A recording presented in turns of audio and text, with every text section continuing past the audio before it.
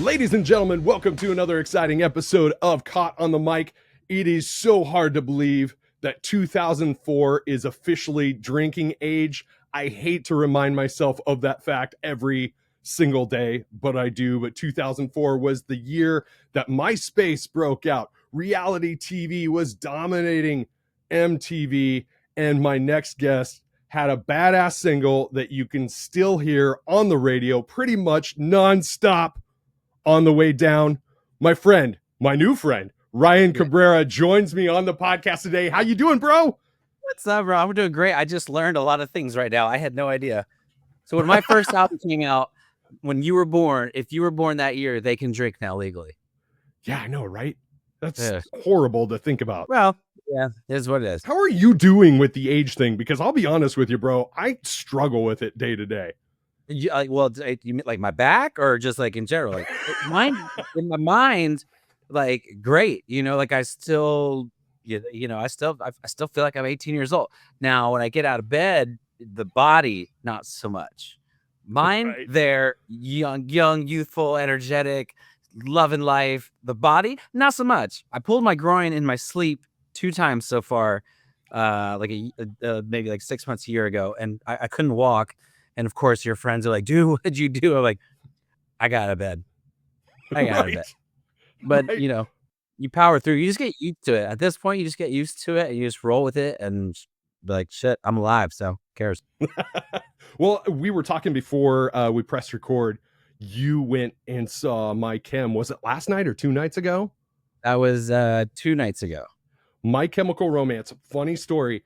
I saw them the first time live in 2004, and it was in a club. They did some all ages show. It was the last minute date. They had an off day from the Nintendo Fusion tour that year. So last minute booking, less than 100 people there. My friends and I were the only people in the bar section because we were the only ones old enough to drink. But man, it was phenomenal. What was it like seeing them 2 days ago? Dude, that was I'm making a bold statement, and just that was one of like so I've seen so many shows, in my life, and that's up there with the top, like one of the top shows I've ever seen. It's just such a everything is so thought out. It's so just like more than just a concert, Right. Obviously, it's so cool to see it at a small club. I saw them way back in the day when I was doing this small place in Jersey, I think called Starland Ballroom. And it was just so cool to see, just like the way you saw it, but the spectacle of just on an entertainment level, like it doesn't get much better. It's one of those shows, like even if you don't know every song, like if you bring some friends, damn well they're going to have a good time, guaranteed, no matter right. whether, they know every song or they're just, have heard of My Chem. It didn't matter. It gives me goosebumps even talking about it. It was that good. Well, and they did the Jay-Z thing. Well, if Jay-Z would have stuck to it, like they walked away while they were on top. So like their return is just blowing people's minds. I know that the pandemic kind of threw a little bit of a hiccup in that because they're allegedly working on new music at the time, and then things got convoluted. That's just the music business. But yeah, man, that's crazy stuff. Well, it's a great one to have back, and it was just such a treat just to get to go at all. So as a performer yourself, what is your relationship with going to live music these days? I know I made a personal resolution this year, like early this spring, where I'm like, you know what? It's been forever since I've gone to live shows. So I was getting very intentional about going and seeing live music again this year. It's one of those things where you say like, okay, where do you want to spend your money on? Like live shows for me is like, I'll spend every dollar I have. There's, for me, live shows, and then I'm a big theater guy. Like I love Broadway shows, musicals, all that kind of stuff. So experiences like that is, as you get older, you realize like, and there's sure tons of younger people who are now actually like spending more money than they ever have that they've made on going to live shows, because you realize that you can't get that through a screen. It's just not the same. And we did what we had to do, obviously during COVID, to survive in a business that's tough to even make money in the first place. But just getting out there and going, I kind of did the same thing as you. Me and my wife, like that's one of the things that we love. Like we both love music so much, so we love going to concerts together. So that's one of those, no brainers. Like if there's a show, it doesn't matter how much it is, we're gonna figure out a way. I'll not go out to eat for 2 weeks, save the money to go see that show. Hell yes. Hell yes. Well, let's talk a little bit. You got not one, but two anniversary editions of On the Way Down that came out this Yeah, year. Let's yeah. talk about the one that came out earlier this year. The collaboration with like AJ McLean, Joey Fatone, Taylor Hanson. Who all was on that track? That's like a who's who. Well, it started with Nick from Walk the Moon. He was the first friend of mine to get on it, and what actually started as just, it was 20th anniversary. What are we gonna do? I was in the studio already working on some other stuff, and I'm like, dude, it would be really cool. I was the producer. I'm like, would you want to do like a different version of On the Way Down? Just kind of make it like, modern, but the hardest part about like when we were trying to tackle that was like we didn't want to take away from why the song was, popular in the first place. So you Right. can't like lose the feel, because we were all over the place. We're like, do we do an EDM for the floor version? We got to do something different? And then it just was getting so far away from, I think, why people loved it, that we honed it back, sped it up a little bit, updated the production, brought in some new drums, got rhythmic, and then to really top it off, I invited Nick over to the studio, and he did his like Walk the Moon thing, uh, where it kind of took it to a different level of. So at the very beginning, like the first voice you hear is Nick from Walk the Moon in such a Walk the Moon manner that you're like, damn, that's like if Walk the Moon did On the Way Down. And then that kind of set the tone for the rest of it. And then me and AJ happened to be golfing that day. And I was like, dude, what are you doing later? You want to come by the studio? This may or may not work. I don't know, and that kind of set the bar. But it's where we are in the music business today, is that you can have collabs with somebody from this genre, somebody from this genre, and it's starting to work, versus like, back in the day, you'd be like, oh, you can't collab with that person. That's too outside the box, like that'll never work. But and labels were in that mindset back then, and things have changed now for the better. And we can have, Hot Shell Ray, my buddy Nash, jumped on it, and Joey Fatone from NSYNC, and then AJ from Backstreet. You have those two, and then Drake Bell, who started Nickelodeon, and then obviously Taylor Hanson. And what's cool about it for me was, we're all actual friends, and I'm a fan of all these different people, so it was really Right. special for me to take a song that was the start of my career, and really what kicked off everything, and kind of pay, bring everybody in on one cool collaboration that'll, I highly doubt all those people will be on one song ever again. If it ever happens, I won't be alive for it. But uh, you know what I'm saying? Like there's one song that has just those people on it, and it came together, and it sounds uh, like legit. Like if that came out today, like this would be a cool version. It wasn't like we're trying to be something that we're not. So that was, I think, Yeah. what was dope about that collaboration. And uh, everybody's, I think, taste is growing and getting eclectic enough to where you're like, dude, I love rock music, but I also, dude, to be honest, I love the Backstreet Boy, and then, versus back in the day, it was you couldn't like My Chemical Right. Romance, be a Backstreet fan, but now you see like there's a crossover of people be like, I just like what I like. I like boy bands. I like pop music. I like rock music. I like jazz music. I like a little bit of everything. I was my first passion for music was like metal. I was like into Right. Pantera, Biohazard, and 311. Like those were not the 311's metal, but like like the real hardcore. Early Incubus, like Science Days, and Yes. and then Green Day, like back in the day, like the Kerplunk days, and then when I came out as an acoustic, act, those fans of like those bands would be like, dude, wreck, bro, what, Right. what if I could, was, that kind of thing. But now those same people are like, would be like, dude, Ryan Cabrera's kind of dope, hopefully, versus you couldn't say that back in the day. And now it's such a cool world that we can kind of all be like, dude, we just like music, whether Yes. you Yes. love it or not, but it's like, no, we just love music. Dude, that is so funny because that kind of puts on the track this, similar conversation.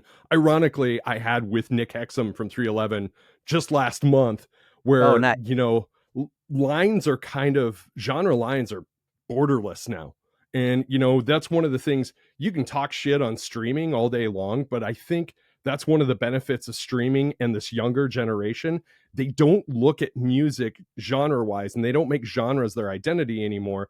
Music is just music, and it's always been that way for musicians such as yourself and myself. Like, we've always looked at it borderless, but it's always been the industry that's like, pick a lane, stay Yeah. in that lane, don't divert away from said lane. Now they don't have that option to tell you what kind of can and can't put out. My third album ended up being an indie album because when I turned it in, it was more of a rock album. I went out to London and wrote a lot out there and kind of took a different turn from what I was doing and just kind of wanted to evolve and try some things that I grew up kind of listening to, but still with, I still writing the music and still pop at the end of the day, but with more of like a rock sound. And when I turned it into the label, they were like, dude, this is a hit record. And I was like, hell yeah, let's go. And they go, but for somebody else. I was like, what do you mean for somebody else? Like, I wrote it and this is me. They're like, yeah, no one's going to believe that. They're like, well, that's not, it was like, that isn't that your job, or like, who cares? Like, it is me. I'm writing the music. I wrote this. I listen to all kinds of shit. So I want to put out some different kind of stuff to explore that. And then that was when it turned into an indie album, because they're like, yeah, we're not putting that out. I'm like, well, there's no way I'm not putting that out. So got dropped from that and then had to put it out myself because I was like, I have to put this out there. Yes, yes. What's funny is one of the first people that kind of gave his blessing to like to the rock crowd that it's okay to like pop music and other stuff was Chino Moreno from the Deftones. Like, there was a fantastic article in 2003 where Alternative Press was asking Chino Moreno what his favorite albums were that year, and top of his list was Justin Timberlake's Justified. And that was like fresh off, you're friends with some of the guys. Like, Yeah, you're right from the thing. that was fresh off the NSYNC split. And so, like, people didn't know how to interpret Justin as a solo artist. But to get that blessing from Chino, like, it told a lot of rock guys to like, cut the shit. It's Yeah. good music. Just appreciate Yeah, it for what it is. you like it. You don't have to be hard all the time, dude. I remember being out like in, like right around probably like 2005, 2006. In my music was considered, for me, I was always a singer songwriter, Right. and it still is. If you go listen to it, it's not like pop is such a word that back then you used the word pop and it was like you were dancing on stage and you were Right. manufactured and someone else is writing all your music. I was like, I'm writing all my own music, and if you go look at it, it was what it was. But I was considered, a full on pop artist because I had the spiky hair and the Right. clean cut look. It was doing Tiger Beat and all this shit, but the stuff that the labels having you do, but you're rolling with it, whatever. But Monkey from Korn stops me in a cloud, like a small cloud. It was called Goldfinger at the time, and was like, dude, I love your stuff. Whatever. Like, let's exchange numbers. And I'm like, did that? What the fuck just happened right there? Because Right. Korn, telling me that he digged my stuff. I was like, the fact that he even knows who I am or has even heard it, for me was everything because I grew up obsessed with Korn, and so that was like a big deal. I was like, dude, what a badass that he just like, dude, I dig your shit, bro. I'm like, hell yeah. That for me was Yes. like okay, I made it, in my own head. Like, I don't care about anything else. Like, somebody who I idol at, it was crazy. Well, that's a good segue to the second collaboration of the redo of On the Way Down. You're teaming up with Like Ghosts for driving rock-infused version of the song. How did that unexpected collaboration come about, and what made it feel like the right move right now? Well, so I somebody sent it to me. Like Ghost did a version of On the Way Down that just blew my fucking head. I go, what the hell is that? Like, not even, it was almost like the first time I was hearing the song without me singing it so I could like it, like, this is a dope ass song in that version. I'm like, if that was on rock radio, like that would could potentially be a huge hit. And it's the first time I really thought that way. And so we reached out to him. I was like, dude, I don't know what y'all's deal is, but I would love to get in the studio and work on a version together of, how you guys, envisioned it, because my mind would never have gone there. And Right. it's almost like if you're a fan of like 30 Seconds to Mars, and you love like that kind of styles, like that's almost what it was. And then went in, did some vocals, and they crushed it. And we got to do some shows together. And uh, dude, I was like, finally, I can send this. So I golf with a buddy of mine, Johnny Damon, who's like huge into rock. So when we golf, Right. he just blasts rock music. So it's really hard to get, hit a 10-foot chip when he's blasting the loudest music ever. But it's fun. He blasted from his golf bag. It's crazy. But I was like, finally, dude, Johnny, I got a collab. We're doing a rock version of On the Way Down to celebrate the 20th anniversary. And I sent it to him, and he was like, this is badass. I'm gonna play this when I golf. I was like, that was the stamp of approval for me. Right. Was getting his blessing on that one because of who he loves. Oh my gosh, I love that. So speaking of which, so back in high school, does this kind of take you back a little bit? Because you had a punk band called Kane in high school, didn't you? We lasted one show. We lasted one show. We we signed it. So it was me and my brother, who was kind of like, my brother kind of got me into being in a band because we'd have these drums.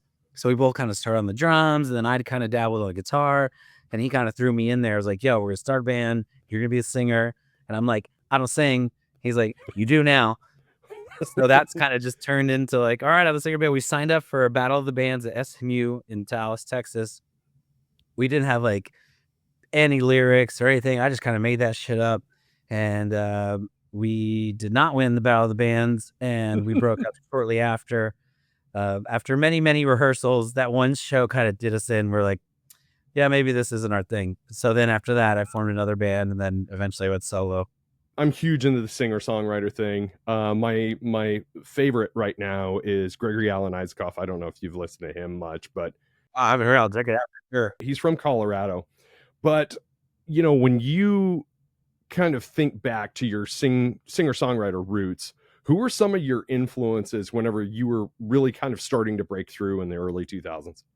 I would say like Paul Simon was a big one. Dave Matthews was the reason why I picked up the acoustic guitar, because I was playing electric, obviously, in those bands and stuff. And then when I saw Dave play, that was kind of who blew my mind. I was like, what is that? How is he doing it? I've never even looked at the guitar, that way. I was just rocking power chords at the time. And then when I Right. saw his hands like doing the claw and like all that crazy stuff, I was like, dude, I got to figure that out. And so then I just started watching him, and that turned like, an A chord into like this. Yeah, those complex jazz chords and such. Yep. So yeah, once I heard that, that took me to a different lane of where I was going to go. Whenever you were writing in the early days, because I know it's probably morphed in different directions over time, were you somebody that had a story and you composed lyrics first and then you wrote the music afterwards, or did you compose the music first and then just write? Well, in the beginning, I didn't even have any lyrics. I had the music, and I would just go play shows. I just wanted to be I wanted to play live. Never even Right. wrote any lyrics. Every show I would play, the lyrics would change. So I was just making that stuff up every time. I'd have like little ideas, and then they just evolve and evolve and evolve, and then eventually it turned into a song. But then when it was time to like, all right, I'm gonna move to LA, like I'm gonna go sing for record labels, that kind of thing. Then it was like, all right, now I'm gonna, kind of write about my life and what was actually happening versus just writing to write. Because when you're young, sometimes you just write stuff that sounds cool.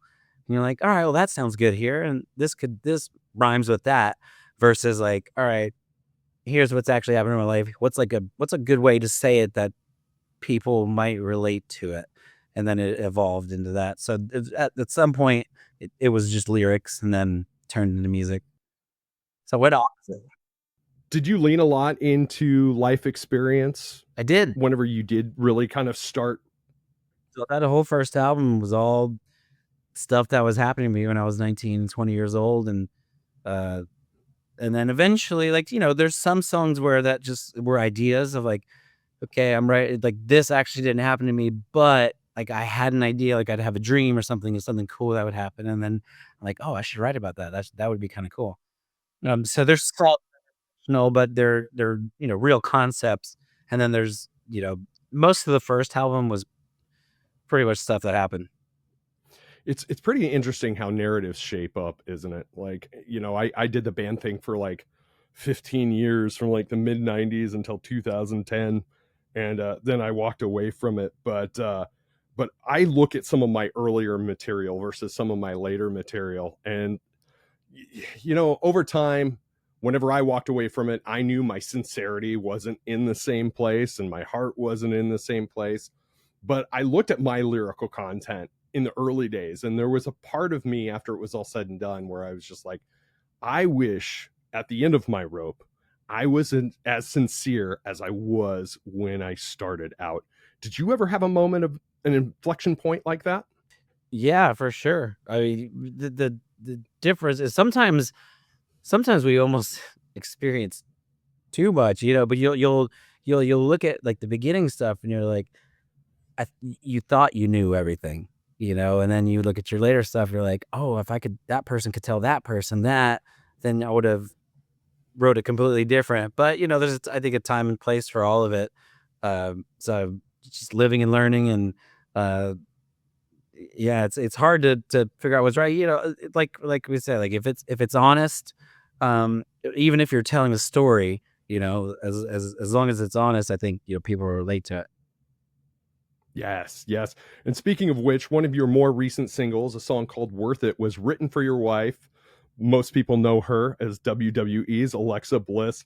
How is that relationship and you guys recently, within the past couple of years, becoming parents?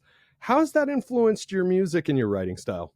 Well, so to your point, what you were saying a little bit before, like so at one point you were writing just to write, and you don't know if it was the most authentic or sincere and stuff. So like I had a period where there was like 2 years where I just couldn't write, and it Hmm. was like it wasn't like writer's block. I was like I have nothing to write about, and I don't really want to write to write at the time. Now, unless you're like, okay, hey, I need to put something out, or I'm going to write for somebody else. Then it's like, all right, I'll write to write because I enjoy it, but I just wasn't inspired. And once I met her, that was like, I gotta get in the studio. I gotta go write a song. And then I went with the producer, and I was like, boom, that song.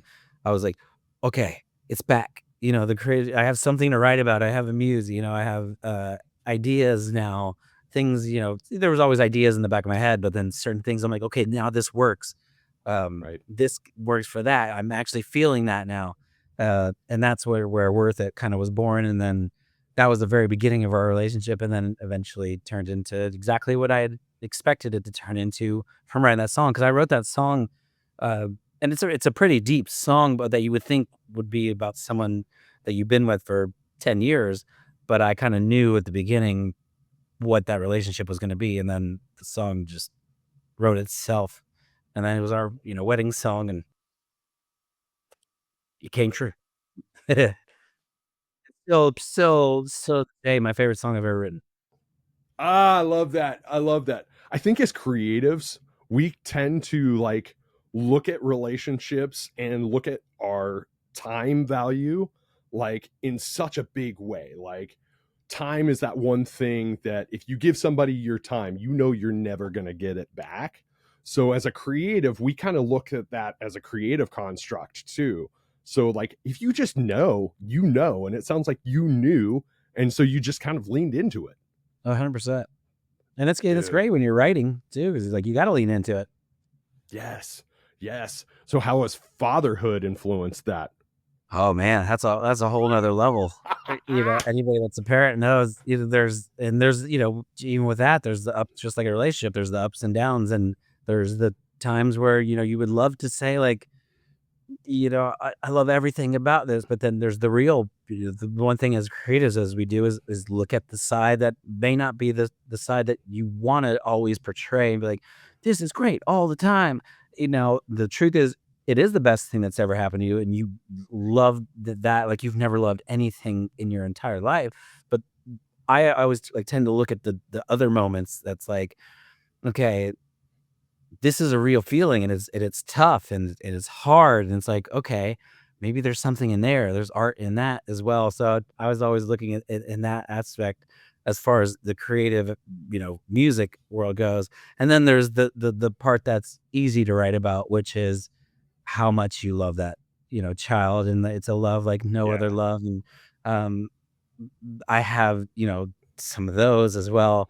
But it changes, obviously the way you look at everything. The second you had that kid, the second that kid was born, the way you look at life from that moment on will never be the same. And so that just changes you as a writer as well. But for the most part, it's been nothing but amazing. It's been as good as it could possibly be. For me, I'm a very, very lucky parent and man. But for the, first 6 months, it was tough. There was things that like I was thinking that I'm like, I've never thought like that before. I was getting agitated from the no sleep and all that kind of stuff. And I'm like, who is this person? I don't know who this is right now. And luckily, now at this point I've gotten into a groove and it's got easier but like any parent knows, especially the first one, like fucking rough for you know. That's where the air mask from the airplane theory comes into play. Like, Oh yeah, put it on you first. yeah, it's like you got to put that air mask on yourself first, because if you're not taking care of yourself, you're no fucking good to them kids. You Right. know? But you don't know your first time. It's like all you're thinking is just I just want this thing to survive. Like I don't know what the hell we did without the internet or just looking shit up. I'm like, can I give her this? No. I was like, Right, damn, because I was about to. Oh shit. right, Which, I'm right. sure a lot of it is a a little bit extended of the reality, but it's like absolutely not. I was like, damn, I was about to give her water. I didn't know. You know? Yeah, dude. Yeah, but the thing is as parents, we're all always learning also, and it's Yeah. like, and you're gonna fuck up, you're gonna make mistakes, Yeah, and and she'll that's allow yourself to where do you it. learn your best lessons, right? We're all trying our best. But I'm so lucky because I'm not biased at all, but I do have the coolest fucking kid in the world. She doesn't even talk yet, but she's already the coolest fucking kid. She's not even talking. She's I Oh, never but damn, she's awesome. Dad, I love that. I will tell you, I just my daughter, my firstborn, just graduated high school, and I've got twin stepdaughters, and they also just Oh, graduated high school, damn. all at the same time. So, Did and it. they go to different schools, and I was like, oh yeah, yeah. But I you want to talk about being an emotional wreck of a man? Oh, It's yeah. like you only experience that twice, or you probably do at their wedding too, but like when they're born, when they graduate high school, and when they get married, holy shit, I've got two of the three out of the way. Oh my So gosh. Yeah, I'm already an emotional wreck just in life. I'm such a wolf. I can't help it. I get it from my mom. I cry at everything. you and me both, dude. You and me, and I do that thing where I'm just like, nah, man, my eyes are just 100%, watering. yeah, exactly. My wife looks at me, it'll be like not even like the cheesiest part of the rom-com or whatever, but whatever it is, and she's like, "Are you crying there?" And I'm like, "No, no, allergies." It's like, "Allergies." Right, and it doesn't have to be sad either. It could be some Oh, like there's really something happy moment. It's like, emotional, something happy, yeah, man, happy moment, like, it'll get me. And then she'll look at me, and she's like, "You didn't cry like that when I told you this." I'm like, "I right. didn't. I don't know. I did cry at our wedding." Well, that brings up another good segue. Let's talk about your relationship with nostalgia. That's something that I've touched on my show a lot over the past year, specifically for some odd reason. But what is your relationship with nostalgia like? And do you feel it's healthy, or do you feel it's unhealthy? Because I have to ask myself that question. Have you seen the movie Midnight in Paris? No, You need to watch this movie. I'm like, I "Oh my will. god." Okay, so this is exactly that kind of the movie is basically about that. It's like people's obsession with the past and like, is that out there or it's are you living in the present? But I think as long as you have a balance of it, I mean, the thing I'm a bad person to ask because I love old music. You know, like when when Same. people interview us and they'll ask you like, "Yo, what do you like that's new?" And I'm like, "I don't really know." Because I still love, like, the early 2000s music, and even before that, like, I listen to, like, now, like, 1940s and, like, 1950s music, and I love, like, Walt Disney period and, like, what he loved and love getting the history of all that. Um, so, like, I don't know, there's just something captivating maybe about a time or, a period that, and there's obviously different nostalgias, but for me, it's, like, the early, early days, like, I'm captivated by, like, the 40s and the 50s and that kind of stuff.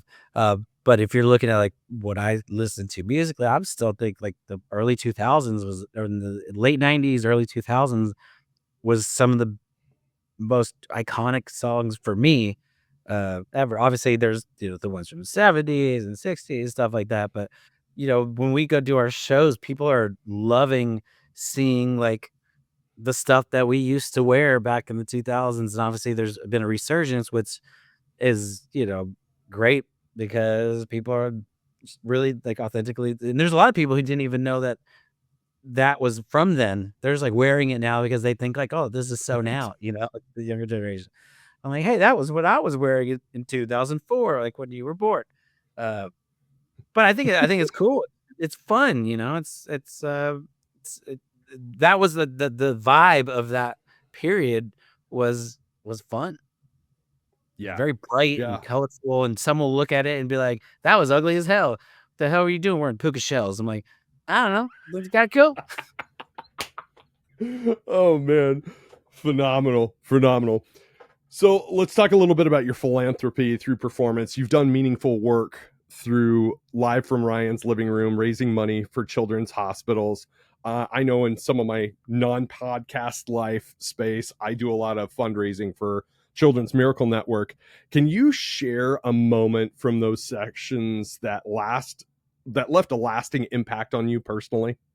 Well, the biggest ones are when you, like, go into the hospital. So, there's, a company called Musicians on Call where, they have us go in, we perform. Um, so obviously doing, raising the money, doing the Life Reminds Living Room, it's amazing. It's so much fun. It's a good way to, bring music into people's homes and then also raise money for a good cause, whatever that be. But when we were going in, and when like I did a couple for Ryan Seacrest, where we'd go into like his, places that he has the charity ones at the children's hospitals and perform. It's like obviously 99% of the kids have no idea who you are. They don't care. Like their faces light up in a way when you sing to them. Just the fact that they're like, somebody came to see me, and when you're in the room, like specific rooms, and there's kids that, you know, are going through obviously way 20 million times harder stuff than what majority of people who are blessed enough to not be in a hospital go through, but have no complaints, happy as could be, just smiling from ear to ear and just loving the fact that you're there and bringing that you get almost as much from them as you're giving to them. But I remember one girl who was, had cancer, and we stayed in touch, and we'd write all the time, and she'll still hit me and she sends me pictures and stuff, of like, "This is I'm cancer free now." So I stayed along with her journey, and that meant a lot to me. And then, now she'll send me like updates, like, "This is now year 7. You came to the hospital 9 years ago, and I this and this. I'm 7 years cancer free." So like those moments, like I'll never forget. And it's tough going in there, too, because you're going I and love some of these kids aren't gonna make it, and you know that. So being in there is emotionally really tough sometimes, but you just do it. You put on a face and you get in there, you do it, and you try to brighten their day. And yeah, those moments definitely will live with you forever. I love that, man. I love that. So let's look ahead between the anniversary celebrations, the new material, just this year in general. 2025 has been huge so far. What can fans expect next? Are we talking full album, more collaborations, or something totally unexpected? You never know. I mean, we're sitting on definitely an album worth full of material. Um, But like, in our business these days, it's so hard to navigate what the right move is. I think we'll just put it all out there. Who knows? We're on this Pop 2000 tour, this is now year 8 of me, O-Town, Chris Kirkpatrick from NSYNC is our host. LFO is on it. In a couple weeks, we've had Mark McGrath come out with us, Sugar Ray. So we got those, and then BB Mac comes out on tour with us. Got some of those. We have a show this year with Vanilla Ice, All for One, Montel Jordan. Like you said, bringing that nostalgia stuff back. But this is our 8th year doing this tour, and it just keeps getting better and better. And it's kind of like a festival. So as far as that goes, that's like where our year is. And then I think we just drop little Easter eggs of fun stuff, like the 20th anniversary versions of the old stuff, and then now maybe pop some new stuff and start to incorporate into the live show. And then you never know what pops up. We just go with the flow and just keep having fun. We're just happy that we get to play live still, and that people are coming out and enjoying it and having a good time. And the tour keeps growing. So yeah, we're loving it. We're like, as long as they keep coming, we'll keep doing it. Dude, I know I shouldn't hold my breath, but I'm chomping at the bit for the moment when you walk out as Lexi's valet. Oh, I don't know about that. I don't know about that. I get enough death threats already online from those people, from her peeps. So I don't know. Yeah, dude. At some point, you just say, "Fuck it." Who cares what everybody thinks? You just do what you want to do, and just have fun with it. Right. There's people who don't want to see you doing it or whatever. But you just you only live once, so just do whatever you want to do. Oh man, I'm already your valet. Now I got to do it in public. Right. Well, brother, I have had such a fun time. Same, likewise. My closing questions, my most favorite question to ask everybody, it's a little bit off the wall, but it's not. You know that temperature in society is crazy these days. So, taking the social political stuff out of it, what's your advice for making the world a better place tomorrow than what it is today? I mean, it's the easy answer. Just love each other and understand that it doesn't matter what you believe in or what you think. Like, there's room for everybody. Like like some of my best friends think completely different than I do. I don't give a shit. They're still a human being. Still love them, and that's it. So there's ways to have educated conversations with people where you communicate and listen with affinity, without judgment, and that's it. Let people, if somebody wants to feel a certain way, let them feel that way. Doesn't affect you. It's all good. And then, it's just, that's really all it's about. It's there's only so much you can control in your life.